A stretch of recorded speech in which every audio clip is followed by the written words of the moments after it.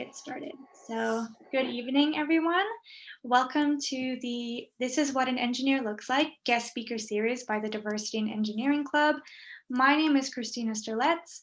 I use she, her pronouns, and I will be guiding you through a set of prepared questions we have for our guest speaker tonight, Mohamed El Daly. And we're really excited to have him talk. And just before we get started on our discussion, I wanted to take a moment to acknowledge that for everyone tuning in from Edmonton tonight, that we are on Alberta Treaty 6 territory, as well as on the Métis Nation of Alberta Zone 4 territory. And this land has been the land of a wide variety, a diverse community of Indigenous populations and Métis populations. And these peoples have been the stewards of this land for hundreds of generations. And for everyone watching later and tuning in tonight, I highly, highly recommend taking some time to learn about the history and the culture of the Indigenous people of the land that you live on, because I just think it's important to know about the history of the land that you live on. So after that acknowledgement, I want to once again state that this is the guest speaker series by the Diversity in Engineering Club. And as I mentioned earlier, the talk we are having with our guest speaker tonight, Mohamed El Daly. The talk is essentially me guiding our guest speaker through a set of prepared questions. And then if anybody has any additional questions, they can pop them in the chat, and there will also be an opportunity to ask questions at like the end of our official prepared question set. So with that out of the way, let's officially get started. So Mohamed, would you mind telling us, how did you get to where you are today in terms of your career? Thank you, Christina, and thanks for your group for inviting me. I'm really excited to be with you tonight, and hopefully we have a great conversation. So it was I don't call my career a linear path. It has definitely been quite dynamic. I graduated from civil engineering back home in Egypt. Pursued my master's while also working as a civil engineer with water resources specialization and doing lots of other stuff on the side, volunteering and community work. And then came to Canada to pursue my PhD in civil engineering water resources. And one thing led to the other, my passion in education and outreach got me involved in many outreach programs. And ultimately now I work in areas that I'm really passionate about, so engineering and outreach and education with APEGA, the Association of Professional Engineers and Geoscientists of Alberta. So that's where I am now. If I think of how I came here, I'd say it's just a lot of hard work, a lot of dedication, perseverance, a lot of support from family, friends, mentors, people giving you opportunities or believing in you, and having faith. Yeah, I just wanted to like commend you on the fact that you studied all these very technical terms in Egypt in your in your native language, and then retranslated them into English. Although the topics are the same, like technical talk is very hard when you're learning a language, and it's usually the last thing you learn. So it's very, very, very incredible that you took those technical skills back here to Canada. And I think very same like mindsets when you were discussing like as in terms of our club and the Diversity in Engineering Club and your like passion regarding like education and different outreach programs. So that is really, really lovely to hear. And then the next question I have is, ultimately, what inspired you to pursue engineering? That's a really interesting question. So when I think about it, since I was little, I just enjoyed building things, bringing things apart and putting them back together, trying to solve problems. I happen to love math, physics, so it's usually the straightforward inclination to go to engineering. But my dad is a civil engineer as well, so I've seen it firsthand, and I got so excited. I used to go I remember going with my dad when I was little to engineering sites, and I was just fascinated by how things will just progress, and you see this piece of land, and all of a sudden there's this high scraper or structures up there, and all the machinery and the work. It's just mind blowing for me. But my specialization also is water resources, and I just enjoy the fact that I can build water treatment plants, pipelines, and deliver water, clean, safe water to communities. And I think the value that this brings, and knowing that there is a community out there, there's a population that's drinking clean water, uh, because I participated or I contributed to this, means a lot. So you add value, you contribute to society in different ways. I know sometimes not a lot of people see that engineering can contribute and help to society, but I always tease my doctor friends and I say, I save more lives than you. And actually, I do it preventive because I provide them with clean water. You have to deal with the aftermath if something goes wrong with water, and building structures to transport water from point A to point B is just something that's fascinating for me, because you're dealing with an element Mm-hmm. that is so critical to life and so destructive because it has power that you cannot stand. You just need to harness and direct it. So there's there's excitement. There's excitement in it. Being from Egypt and water being a scarce resource there, and knowing how to manage it properly is where it got me first introduced to it, and learning how water management, and then getting further into it. So it's a combination of things that led me to go into engineering, and I won't change that. Yeah, that's goes to show how much like your personal experiences and where you grow up really affect your ideas and notions of like different problems, right? Like here from Canada, we are known as one of the countries that has like the largest abundance of fresh water.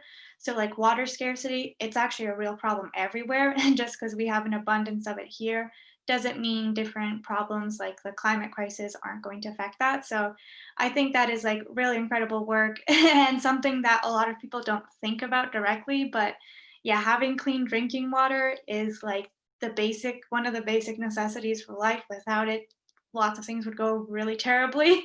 And yeah, I think people don't realize what a like critical role, especially like civil engineers play in like saving lives. It's the reason the building you walk into doesn't collapse. It's that like, and then like from to like mechanical engineering where they design safe cars to make sure they're making it better and better each time. So every time you happen to get into an accident, a car accident, like your chances of surviving are higher, right? So it is like a very very like fundamental to our society like functioning well.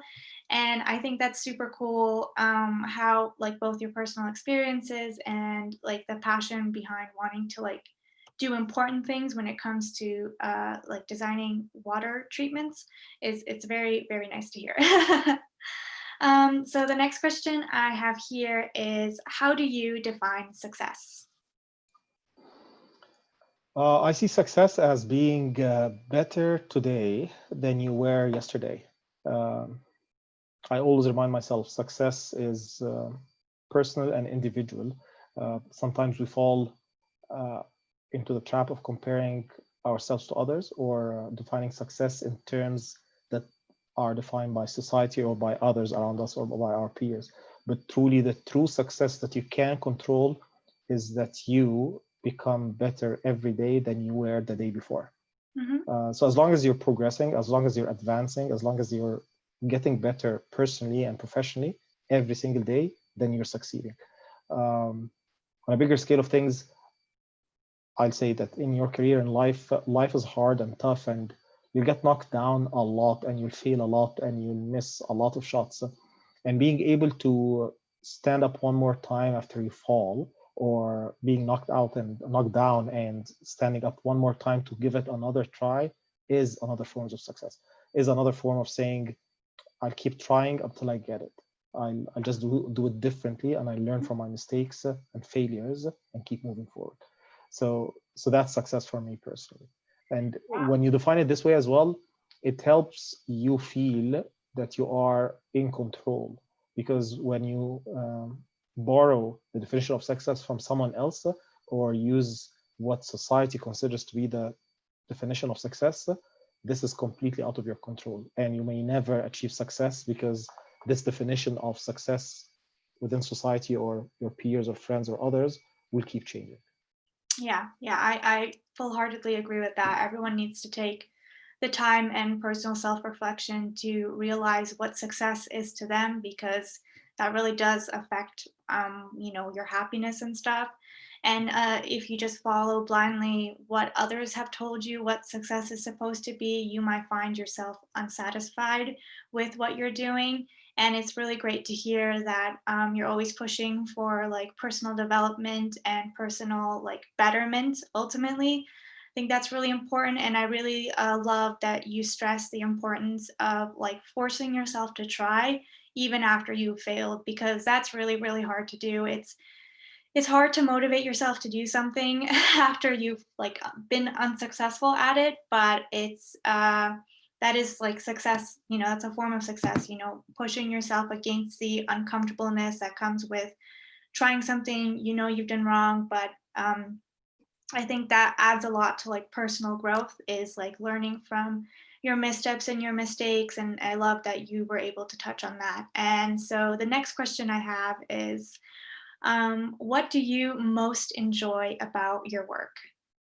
You've touched on this a little bit with, you've stressed how important it is, like to like bring like water to people, like clean drinking water as like one of the basic necessities for human life. But if you want to touch on it a bit more, this is the opportunity to. So in general, generally speaking, with anything I do, I think what I enjoy the most is working with smart people, with great people that I learn from every single day, be it my direct team or the teams that we collaborate and coordinate with. But knowing that every day you can add value and contribute, and being challenged by problems, trying to solve them to deliver better service products to your customers and to the people that are recipients of your service. Um, these are some of the stuff that I enjoy every single day. I take every day as a new challenge, a new way to approach things, and add value to whatever you're doing. Yeah, I think you were touching on that earlier, and that probably comes from your personal definition of success and wanting to every day make sure that there is some, it doesn't have to be huge, but some type of like personal like development and gain. And it's great to see. I think this has been common to a lot of our speakers, is like they find the challenges in their work enjoyable, right? Like you need to kind of change your mind frame and find these challenges like exciting, because ultimately it is every challenge is an opportunity like to learn, to think about something in a completely different way. And it's really great that like your job as an engineer kind of allows you to tackle a wide variety of problems from completely new angles, and it forces you to work with like a lot of different like smart people, whatever that knowledge is. It might not be knowledge like that's specific to your technical sets and abilities, but it is still knowledge that is required for these very complex and challenging problems. So the next question I have here is why is diversity and inclusion in the engineering workforce important to you? So diversity and inclusion are important in all aspects of life, but specifically in engineering, engineers are destined to solve problems, and with the complexity of things around us, we're expected to approach problems and solve them in unconventional ways. Have fresh perspective, new innovative solutions to either new problems or to recurring problems. And you will not be able to come up with new, different, innovative solutions if you're approaching them from the same angle, if you're seeing them from the same lens. And you need diversity to do that, and inclusion as well. So diversity alone will not help. Diversity is in essence having different perspectives, different people around the table. But unless you're inclusive to all of them, inclusive to all the ideas, open, curious, accepting to entertain these ideas and evaluate them and consider them, you'll not be able to come up with innovative solutions. Mhm. What's interesting is that engineers and many engineering firms and the work that's being done, we achieve results by going through this process. And there's many ways to call it. We call it design thinking, we call it value engineering, we call it um, um, the engineering process. You name it. There's different ways of calling the process that we go with through, the thinking process that we go with from starting or looking at the problem until we solve it. Uh, what we do not recognize sometimes is that the more people at the problem with different angles and perspectives, the better the solution would be. So it's not about coming up with a solution, because we can come up with a solution, but it might not be the best solution, but not be the most efficient or effective or cost-effective solution. This is why diversity and inclusion is important in general. Specifically, again, in engineering, having it as a field or a discipline that is accepting and welcoming to everyone will Yeah. allow us to invite and recruit bright minds in from all aspects and walks of life that can enrich our discipline and our field and come up with innovative ways of solving problems. Yeah, yeah. Diversity in engineering club, we as a group totally 100% stand by that statement, and it's been like confirmed to us. Like we've discussed it a lot about how important it is not only to have like your diverse workforce, but that diverse workforce needs to feel included and valued in the work, because you won't benefit from their perspectives if these diverse individuals with their wide variety of knowledge don't feel like their opinion and value and knowledge is respected and understood in like their respective like workplace and work field. And like you said, it's so important to have that diverse workforce. I think especially in engineering, since there is a lot of complex problems to be solved in our engineering world that need to be solved. And I think there is a lot of challenges and probably a lot of solutions from like even older like reoccurring engineering problems that maybe would have been solved if we had a little bit more of a diverse workforce today.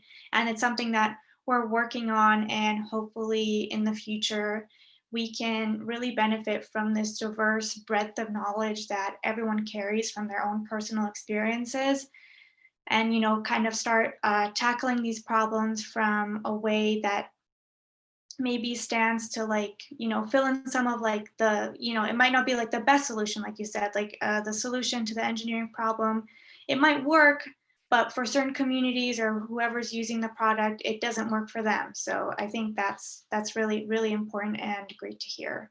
And I really love that you've gone on so many initiatives when it comes to like different things regarding like like diversity and inclusion and the different outreach programs you have done.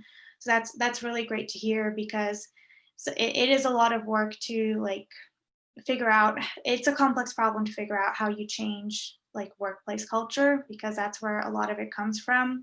Because if it was truly just on everyone's individual merits, then we wouldn't have an issue. But we are complex human beings with really weird power structures everywhere you go.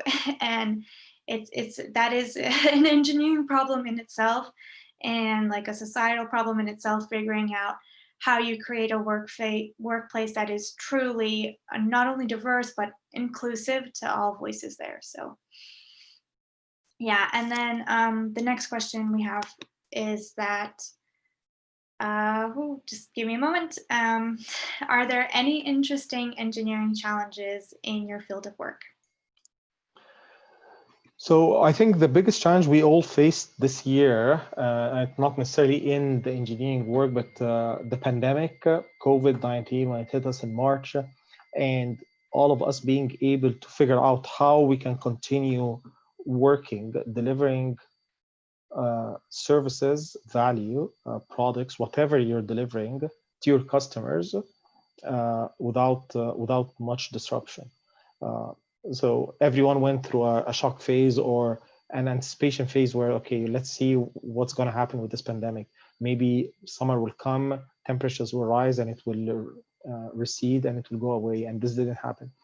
And I'm really proud of the work that we've done at Apega and in our team, because we were able to pivot and continue to deliver all the programming and services that we are delivering to our members and to our stakeholders and customers without much disruption. It just required a different way of thinking, innovation, flexibility, agility to understand just because we used to do it in a certain way doesn't mean that we cannot do it in a different way. And it truly allowed us to challenge ourselves and ask why we're doing what we're doing. The core of why does not change. What would change is how you do it and what you do, but the why does not change. Knowing the reason and the purpose of what you're doing, this is your why. And once you know that, it's easy to pivot and shift to continue to deliver value and actually leverage the opportunity to deliver more value. So seeing the pandemic as a hindrance or as a challenge, but then turning it to be an opportunity that you leverage. So we were able to deliver events and programming where in the past, when you put and run events in person, you're limited by capacity of venues. Yeah. And now with technology, we're reaching hundreds and hundreds of people per event. So it's normal now for us to put an event or a talk or invite a guest speaker and have few hundred people join us and stay for the full length of the event. Conduct all our meetings, internal meetings and external meetings with people across the province and across Canada, and have them all engaged and participating, and coming up with innovative ways to keep people engaged and connected and in the loop, knowing that we're all busy and we're all having more screen time than we used to have, and our attention span is getting shorter with all the flood of information. So being smart and efficient with your communication and making sure that you get things done quickly. And I think that challenges that we faced during COVID, or at least for me, the way I'm approaching it and solving it is no different than the way I'll approach any engineering problem. And I'm really happy with where we're getting. And I'm looking forward to, once this pandemic is over, to see what we've learned and how we'll adapt and continue, because I do not think that we'll go back to the old way of doing things. It will be a morphed way or a new way, and the next normal. Yeah, I definitely think COVID has been a huge obstacle for everyone, regardless of like field you're working in, or if you're not working, it's a pandemic, it's a tough time. But I think especially in terms of like work culture and how things run afterwards, things will be like very, very, very different, considering, you know, people were still able to be productive working from home, whether that leads to people being able to have more flexible like work schedules, whether that leads to, and like you said, it's way more easier, and you realize how much more feasible it is to arrange meetings with people in different parts of the world or different parts of the country of whatever organization you're in, because everyone's logging in, right? Like it's not just like one or two people calling in into a conference call. And also, yeah, the ability to like host events on a much larger scale, and there's much more people tend to be more available for online events, because like they're like, if like you don't have to turn your camera on or whatever, you don't need to get like fully like properly dressed, you don't need to like drive somewhere, account for the time to drive, to park, to pay, to all the stuff that goes into that. So there's way more opportunity, and then there's also opportunity from like the hosting side to allow way more people to attend the event, way more people to have access to the event. And for everyone watching the recording, like this just goes to show like the opportunity of having things like recordings, so that, you know, people can look and learn from talks later on, even if they can't attend. And I think that just really, yeah, we're learning a lot from this obstacle, and I think there will be like major shifts in just the general culture behind work and how the workplace works, and in whatever workplace you're in, from now on afterwards. So yeah, I think it was definitely like a huge like challenge, and like huge realization after that adjustment period of like how much can be done from home and still be done effectively. And like the transition, so I think for that all university students have made, since most universities are operating from like online, it might not be like the exact same quality of education, but it's still like very good considering it's all remote. And so yeah, so I think it's both. It's an interesting, interesting way to. I think nothing else would have forced our understanding, like what we have set already as work culture, to be challenged other than like an event like this. So yeah. The next question I have is, what obstacles have you faced in your career? I think these won't be much different from anyone else. Um, Challenges with people that do not believe in your abilities, uh, sometimes lack of opportunities, self-doubt, discrimination. People would think, oh, it's only women that face discrimination. No, men do face discrimination as well, maybe in different forms. Um, Being an internationally trained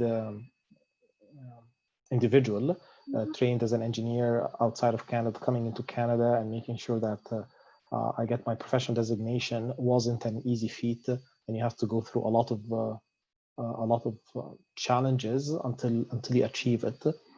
But again, ultimately, you can see these and focus on them, or just consider them as stepping stones and stand on top of them and help them to get you up higher and move forward. But I don't think I'd say that I've faced anything different than anyone else or harder than anyone else. All of us will face challenges, and it's not unique to anyone. And this is just life. Nothing's gonna come easy, and Yeah. nothing's gonna come be handed to you on a silver plate. This is not just gonna happen. Yeah, yeah. I mean, yeah, there are many aspects of your identity that can affect you negatively when it comes to your experiences professionally, and it's so much more than just gender. Like definitely, like especially when it comes to our perceptions of people who've been like just trained internationally in different places, even though it's just the same. It's usually like 9 times out of 10, it's the same content and it's the same quality. It's just in a different language, and it's a lot of the like internal biases that we have that challenge and affect that. And it sucks because when it comes to these types of things, there's not much you can do personally too much to change someone's hard set mindset, especially if it comes from like an employer's point of view, like wanting to get hired. There's nothing you can do when you're submitting your application or wherever you are, like to change that in that moment. There are definitely opportunities once you're in the workforce, hopefully by like the competence of your work and your professionalism, you might not like you might not directly see it, but you might be challenging some of the internal views that your coworkers might have, and hopefully in a positive way by like showing that you are competent, you're professional, and like you belong in this space and you add value to the workplace. So yeah, I think it's definitely a big thing to not let those obstacles hold you back and to push through with them. And I want to once again commend you for being like trained in Egypt and going through a lot of the barricades that the Canadian immigration system puts on people coming in from different countries, and pretty much just like eradicating any of the education they got in their other countries in their professional fields. And those, they exist for the reasons that they exist, but it is a huge, like, truly I do commend you for, like I said, getting completely retrained in a new language and going down to the nitty gritty like details of like technical speak. That's challenging. English is not a fun language as it is. Technical talk, that's like that's the highest level you go to after in like language learning, and like usually the last thing you learn. So yeah, I really wanted to commend you. That's an incredible feat. So Thank you. yeah. And I'm proud that you were able to overcome all of the obstacles you have faced and not let them deter you from like continuing to pursue your passions. So and then our next question we have is, are you where you thought you would be in your career, and how have your career goals changed over time? So I won't say I am where I thought I would be, but I didn't really think much about, okay, I want to be specifically here doing that type of work, having this title. as I said, I just want to make sure that I'm constantly growing and learning and developing and being challenged every single day. Um, on the macro scale, my career goals haven't changed. I just want to continue to contribute, add value to society, to people around me, um, add value to everyone I talk to or interact with. And this would happen in any capacity. On the micro level, this can change depending on the opportunities, what comes in front of you, and the type of work you're doing, products, programs, initiatives, and then you decide which one. We have limited resources, limited time, so you pick and choose where do you think you can add the most value or make the most difference. So these are the things that change on a smaller scale.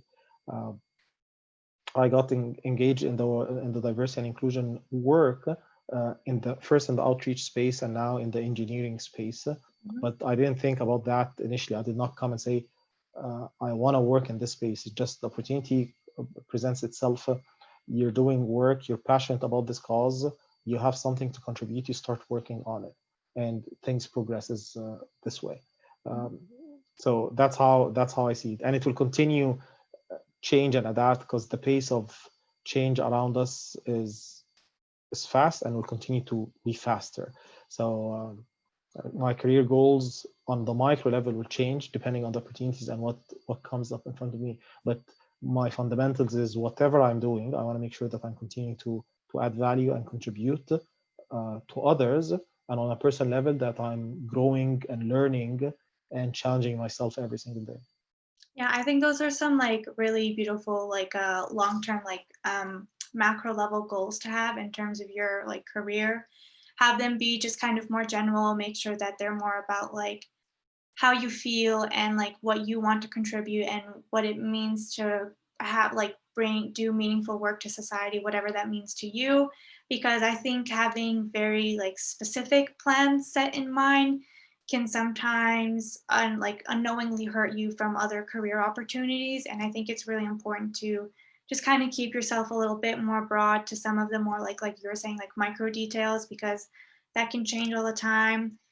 And you have like these really great like bigger, like much more not so like so specific, like you want to do like a specific type of project or like a specific, very specific position you want. But it's really lovely to hear like the big long-term career goals is that what you are doing contributes to society meaningfully, and that's really really nice to hear. And then if you don't mind touching a bit on what kind of pushed you, like what pushed you to like develop a passion for like diversity and outreach programs within engineering. So this is interesting. When I first came to Canada and I started working in outreach programs, I remember being told we need to increase the number of women in engineering, and my first question was why? Why do you want to do that? And I remember the comment came back. So you do not agree? I said no. It's not that I do not agree. I just want to understand why. Like where's the problem so that I can understand how to approach it and fix it. Yeah. Is it girls and women do not want engineering, or are there barriers in engineering that are pushing women away? Like these are two different problems and we need to address them. And then I started learning about it and I got really interested and intrigued because I graduated from civil engineering in Egypt, and my class was half men, half male and half female. So we did not have this problem.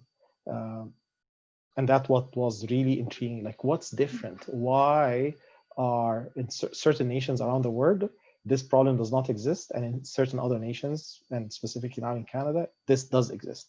Yeah.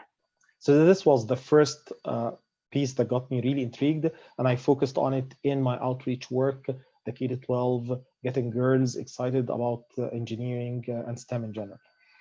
But more importantly is my firm, deep belief that everyone, regardless of who they are, deserves equal opportunities and deserves to have an opportunity. So breaking systemic barriers to any underrepresented group will serve other groups as well. And ultimately, as you mentioned it earlier, it's about competency, and we're oversimplifying things. But at the end of the day, a task or a job or something that needs to be done and you have X number of people that can do it, you need to pick someone to do it. And picking someone should not rely on uh, factors that are personal to them as an individual. It should rely merely on competency, if they Yeah. can do the job or not. It's that simple. Yeah. And unfortunately, that's not the case. Selection does not focus only on competency, it focuses on many things else. And many factors come into play that should not be a factor to start with. Your ability, your skin color, your gender, your background, your ethnic background, all sort of things. Yeah. So it bothers me personally because this is not right, and every one of us can be impacted one way or another. So I might not have the challenge of the challenges that you face, and you will not have the challenges that I face, but we'll both be facing different challenges. And if we start educating and working on breaking away these systemic barriers, eventually we will all benefit and society as a whole will advance forward. Uh, so that's how I see it.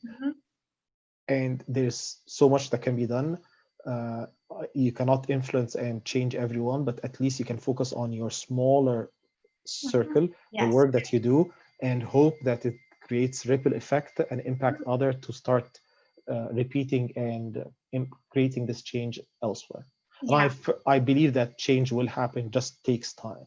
Yeah. Yeah. Obviously, these are like huge systemic type of issues that are ingrained in your upbringing from literally when you were a child. So it's very, very hard to shape a society that has been molded so strongly from birth by these types of just like different ideas about different people that don't come from real experiences with those individuals, but come from just, like from negative places. Cause like, our society isn't founded by some like very nice people. They were found, it was, North American society ultimately was founded by white supremacists. So that creates a very rippling effect that still affects us to this day.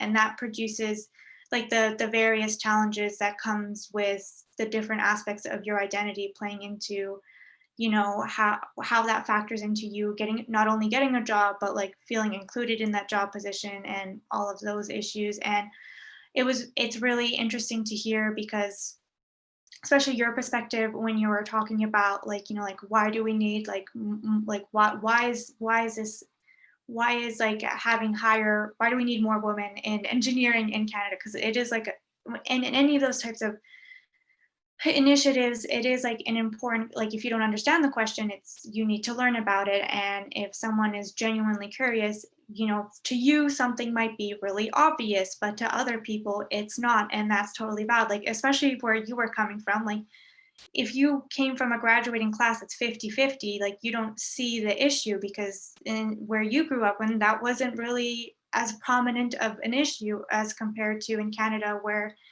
like only now recently we have a quarter enrollment in undergraduate studies that's female percentage, and we found that in other fields as like some certain fields have gotten higher female enrollment and then it's gone back down again. And it's a very complex issue that is both it is both outreach and inclusion at the same time, because there is an issue of a lot of women who have engineering degrees, but not a lot of women in engineering. So and it's not just this issue, but it's I think it's like a huge like intersectional issue. Like it's more than just gender, but I think because in Canada in particular, compared to a lot of other countries, the female enrollment is significantly lower. So it's a much that's why the issue tends to get focused on more. But yeah, like you said, it's so much it's both like you want to get young girls interested in engineering, but you also want them to stay in the engineering field, and those are two different issues to tackle, but both need to be tackled at the same time. And I think it's really great that you have a little bit of experience, I think, in both, right? Like both outreach and now you've like shifted to inclusion, because it's both. And I love that you mentioned that how breaking down certain systemic barriers brings down other systemic barriers for others. And it is a process, it is a small process. And I 100% agree that it starts with you personally and your actions in your small circle and what you can do. So I'll just add also that Mhm. I think we now promote or try to introduce or increase the representation of women as an example in engineering because it is a problem. But ultimately, if we break all systemic barriers and make the profession welcoming and accepting to anyone, regardless, we'll stop talking about numbers. It Mhm. won't matter then the percentage of male, female, Yeah, people yeah. with color, people without, like whatever, because these won't be discussions at all because the environment is inclusive enough. And because it's inclusive, everyone know we reach a point where you ask anyone and they say, yeah, I know I can be an engineer if I'd like to, and it's a great Mhm. space to be in. However, I don't want to be, not because engineering is pushing me away or because I have self-doubt or because the system is pushing me out. It's because I have passion somewhere else, which is totally fine. um, but we're not there yet. Like it will take a long Yeah, time to yeah, no, reach there. no, Yeah. no. It's a, I know there's lots of these discussions we've had where, like, ideally we would live in a world that where you are solely based on your merit and how great that would be. But we are a long time from getting there. These issues are deep rooted, very, very deep rooted. Like I said, these notions of, and these notions come into yourself as well. Like I've had moments of personal self-doubt where I've thought, like, I was let into this program by mistake. Like, I don't fit into the culture because I really struggle to relate to my male peers. And I was like, it must have been a mistake. And that's the part where it's like, you need to face your doubts head on. And it's a lot of like, you need to realize that, like, you do belong here. Nobody just lets someone in by mistake. And just because, like, whatever in that moment, like, you don't feel you belong because of, like, I guess, the culture, that doesn't mean you still aren't interested in the subject and continuing pursuing it. And then we have like one interesting question here that I would love to discuss with you from one of our attendees, and that is, why do you think Canada has lower female enrollment in engineering compared to other countries? Because So one, Mhm. this is partly based on data and partly based on observation. Yeah. Uh, the the education system, the school system, you go into high school and you get to select the courses that you take, the electives, and you're in grade 10 or you're in grade 9 going to grade 10 picking the courses. It's at this time, it's heavily influenced by the teachers you like, people around you in your family and friends. So if you happen to have a great math teacher that got you excited in math and physics, you're Mhm. likely going to take math Yeah. 30, math 31, physics almost not. You get someone who got you really to hate math and physics, you're very unlikely to take them. So Yeah. this is one factor that contributes to your decisions to select. Mhm. I personally, and I know this would be kind of extreme, I don't think students in grade 10 are ready Yeah. to pick electives. Mhm. So forget about this electives and get everyone to take all the courses, period. Just take all the courses, and by getting them, while it seems that you're forcing them to take all these courses and going through these challenges, you're actually allowing them a bigger opportunity because Mhm. by grade 12, all those that graduated have taken all the prerequisites and it falls back to their grades. Yep. So the pool that is now likely to be eligible to get into engineering is way, way bigger than the existing pool. I'll Yeah. tell you from numbers I have. In 2018, there were 40,000 students in grade 12. Half of them male students, roughly half of them male students, half of them female students. Out of these 40,000, give a wild guess how many female students took courses that would get them into engineering. Just It's probably very abysmal. And in my school alone, I was one of two female students who enrolled in engineering. So 2.5%. yeah, yeah. So the number is really small. What's really promising, the male students, the percentage of male students is way higher. But the performance of the female students was much better than the performance of the male students. So girls do have the competency. It's not that they do not have the competency, and they outperform their male peers. However, the sheer number, the absolute number, is very, very little to start with. So the pipeline is little from the beginning. You increase this pool, the likelihood of someone coming into grade 12 and realizing, you know what, I wasn't considering engineering as an option, but my grades in math and physics says that I can do it. I like them. Maybe I didn't like them in grade 10, but then I started to like them. Things change. And at this stage in life, and like a teenager or someone growing, they change what they think they like and they don't like significantly. So this is one factor of it. Another factor. I was going to say that was a huge thing I had never considered about how significantly allowing students to pick their courses, how significantly that diminishes like how many females are going to go into those STEM classes. Like you said, only 2.5% have all the eligible courses. And even from 2.5%, not all of them want to go into engineering. So you're like you said, you're already like not getting a lot out from the end. And like reflecting back on it, I definitely think probably when I was younger, I'd probably definitely be like, no, I'm mature enough to like pick my own classes, like I can do that, I can figure it out, but like obviously not. And like I am, so I have all my family lives in Ukraine, and in their education system, they also require all students to take all classes, like everything all at the same time until 12th grade. And from there, they can pick what exams they need to take to get into university. I won't get into that, but I definitely see how that plays a role in like the female enrollment, because like it is like like it is a more course load. That is understandable, but this way you are forcing more people to see more different fields, like by forcing them to stick through to it till like 12th grade, you're allowing them to see that field, like a wide variety of fields fully, than if you allow them to pick and choose just what they like.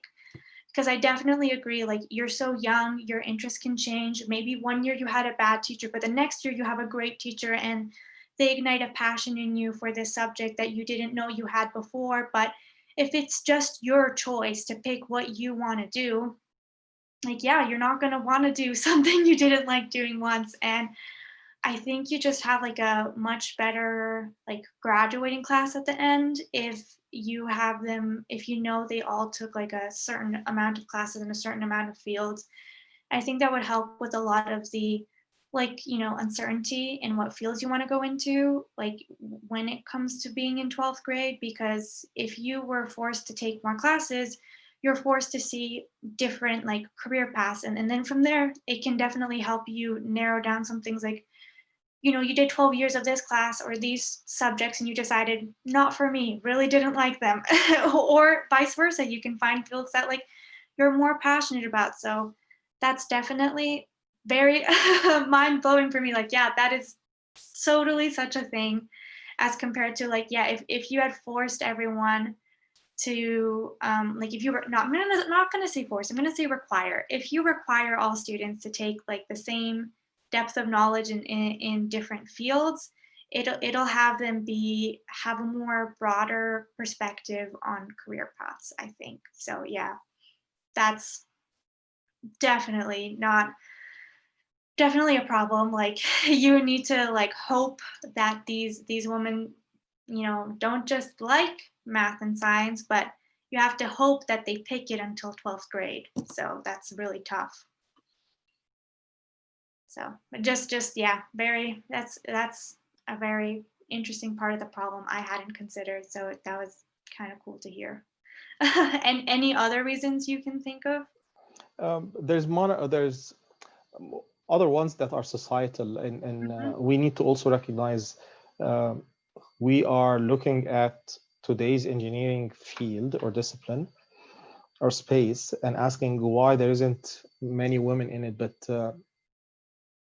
20, 30 years ago, like it's baffling to know 30 years ago, the internet did not exist. Yeah. So technology advanced significantly. The farther you go back, the more physical and labor intensive things were. So the perception and the understanding of society of what engineering is might not be as accurate. People perceive engineering in a certain way and think, you know what, it requires certain traits that a certain identity or women do not have, or uh, you need to have to do 1 2 3 4 and you cannot. And this perception of that you need to do 1 2 3 4 might not be right, but this is what people think it is. Yeah. So society plays a role because they influence people's choices. They influence choices of their kids or people around them when they're spoken to. And the more society keeps saying engineering is not for women, or I don't know, nursing is not for men, or whatever, Yeah. we'll Yeah. continue to propagate this. And that's why I'm saying it will change, because the current generations, the workforce and following up generations, we're seeing a different workforce. We're seeing how technology impacts us, and our perception of who can do what is changing. Yep. And it will be related to the following generations. So things will eventually shift.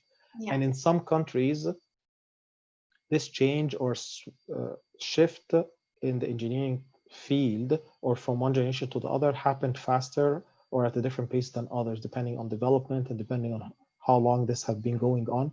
So in some societies, you do not hear the talk of engineering is for one group versus another. And in others, you hear that. So it might have multiple reasons why it has been impacted like that. Definitely. I know like society and governments like play a huge role in that. A lot of modern day post-Soviet countries have much lower like female enrollment in engineering fields because back in the Soviet regime, you were, the government would pick what like fields you would go into.